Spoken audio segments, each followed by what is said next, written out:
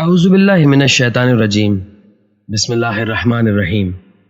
معزز سامعین کرام، السلام علیکم۔ ایک ڈاکو کا کہنا تھا کہ میں چوتھی کلاس میں تھا۔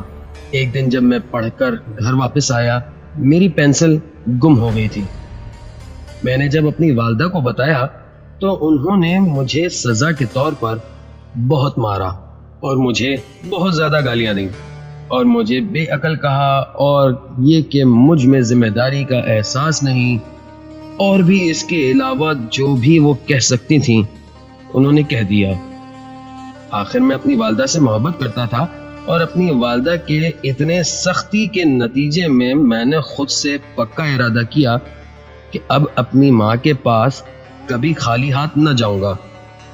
اس لیے میں نے یہ ارادہ کیا کہ میں اپنے کلاس کے تمام ساتھیوں کے قلم چرا لوں گا۔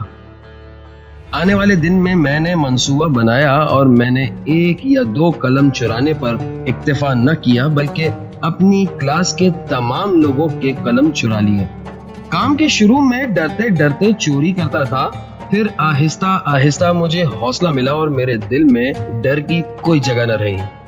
1 ماہ گزرنے کے بعد مجھے اس کام میں وہ لذت نہ رہی جو شروع میں تھی۔ پھر میں نے ساتھ والی کلاس میں جانے کا ارادہ کیا۔ ایک کلاس سے دوسری کلاس تک جاتے جاتے آخرکار اسکول کے پرنسپل کے کمرے تک چلا گیا۔ یہ سال عملی تجربہ لینے کا سال تھا۔ اس میں نے نظری اور عملی دونوں طرح سے چوری کرنے کا سیکھا۔ پھر اس کے بعد میں پیشہ ور ڈاکو بن گیا۔ دوسری طرف ایک والدہ کا کہنا ہے کہ جب میرا بیٹا دوسری کلاس میں تھا، ایک دن اسکول سے واپس آیا تو اپنی پینسل گم کر آیا۔ میں نے اس سے پوچھا کہ آپ نے کس چیز کے ساتھ لکھا پھر؟ تو اس نے کہا میں نے اپنے کلاس فیلو سے پینسل ادھار لی۔ میں نے کہا آپ نے اچھا کام کیا، لیکن آپ کے کلاس فیلو نے کیا کیا جب اس نے اپنی پینسل آپ کو دے دی؟ کیا اس نے آپ سے کچھ کھانا لیا یا پینے کی کوئی چیز یا کوئی مال وغیرہ؟ اس نے کہا نہیں، اس نے ایسا کچھ نہیں کیا۔ والدہ نے بڑی شفقت سے اس سے کہا کہ اے میرے بچے، اس نے بہت ساری نیکیوں کا سودا کر لیا، کیوں نہ آپ بھی ایسی نیکیاں کمائیں؟ اس نے کہا کیسے؟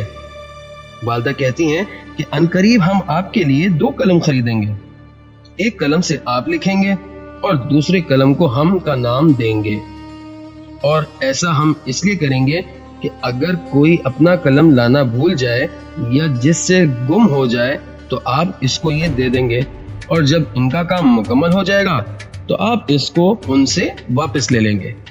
اس سوچ سے میرا بیٹا بہت خوش ہوا اور اس نے اس پر عمل کرنے کی پوری ٹھان لی، اور اس عمل کرنے سے اس کی خوشبختی میں بہت اضافہ ہوا۔ اس نے اپنے بیگ میں 1 قلم اپنے لیے رکھ لیا اور 6 قلم دوسروں کے لیے۔ اس واقعے میں سب سے عجیب بات یہ تھی کہ میرے بیٹے کو اسکول جانا سخت ناپسند تھا اور وہ پڑھنے میں بھی کمزور تھا۔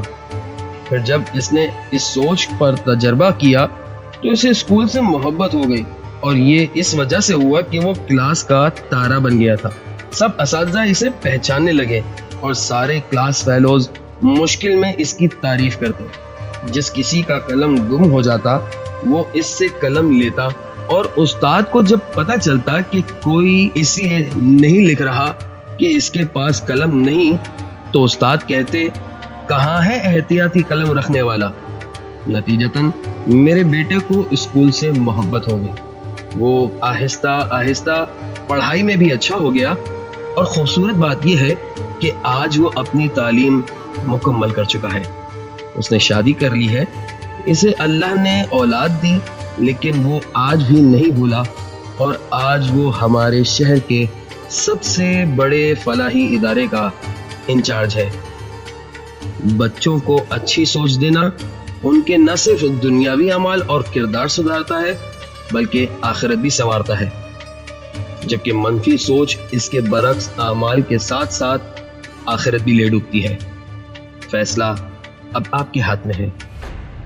آیا ایک پینسل سے آپ چور بنانا چاہتے ہیں یا کسی فلاحی ادارے کا انچارج؟ امید ہے آپ کو یہ قصہ بہت پسند آیا ہوگا۔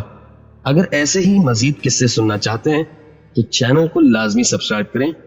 ملتے ہیں ایک اور قصے کے ساتھ. تب تک اپنا اور اپنے گرد و نواح کا بھرپور خیال رکھیے. السلام علیکم ورحمۃ اللہ وبرکاتہ.